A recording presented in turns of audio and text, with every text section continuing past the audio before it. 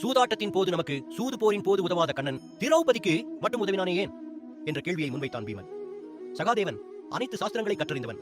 அவனுக்கு மட்டுமே கண்ணன் குணநலன்கள் அனைத்தும் முழுமையாக தெரியும். பீமனின் கேள்விக்கு நேரடியாக பதிலளிக்க துவங்கினான் சகாதேவன். சகையாதரா, சூதாட வேண்டும் என முடிவு செய்து போது துரியாதனன் சார்பில் சகுனியை பகடை உருட்ட அழைத்தனர். ஆனால் போர்க்கலைகள் பலவற்றிலும் தேர்ந்த பஞ்ச பாண்டவர்களுக்கு சூது போர் தெரியாது என மற்றவர்கள் கேலி பேசிவிடக் கூடாது என்பதற்காக மானம் கருதி நாம் கண்ணனை அழைக்கவில்லை. அப்படி வரட்டு கௌரவம் பார்க்காமல் நாம் அப்பயாவது கண்ணனை நமது சார்பாக சூதாட அழைத்திருந்தால் நமக்கு இந்த நிலை ஏற்பட்டிருக்காது. நாம் அவமானப்படும் நிலை ஏற்பட கண்ணனும் விட்டிருக்க மாட்டான்.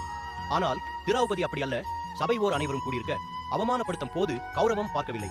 ஒரு கையால் தனது சேலையை பிடித்தபடி கண்ணா கண்ணா கதறுவதை மட்டும் அவள் கைவிடவில்லை. அவள் கண்களும் வற்றிவிடாமல் ஆறாக கண்ணீர் பெருக்கெடுத்து ஓடியது. இறுதியாக கண்ணனே துணை என அவனை சரணடைந்து தனது மானம் பறிபோகுமே, என்ன நடக்குமோ என்பதை பற்றியெல்லாம் எண்ணாமல் இரு கைகளையும் தலைக்கு மேலாக தூக்கி கோவிந்தா கோவிந்தா என அழைத்தாள். அதனால் கண்ணனும் சேலை தந்து அவளின் மானத்தை காத்தான். என்னால் முடியும் என்ற இருமாப்பு இருக்கும் வரையில் கண்ணன் உதவி செய்ய வரமாட்டான். நாம் கடைசி வரை நம்மால் முடியும் என்றும் இனி நம்மால் முடியாது என்றும் தான் நினைத்துவோமே தவிர கண்ணனை உதவிக்கு அழைக்கவில்லை. உன்னை தவிர என்னை காக்க யாருமில்லை, நீயே கதியே என அவனிடம் சரணடைந்து விட்டால் அந்த கணமே ஓடி வந்து அடியார்களின் துயர் துடைத்து அவர்களை காப்பதுதான் கண்ணனின் குணம்.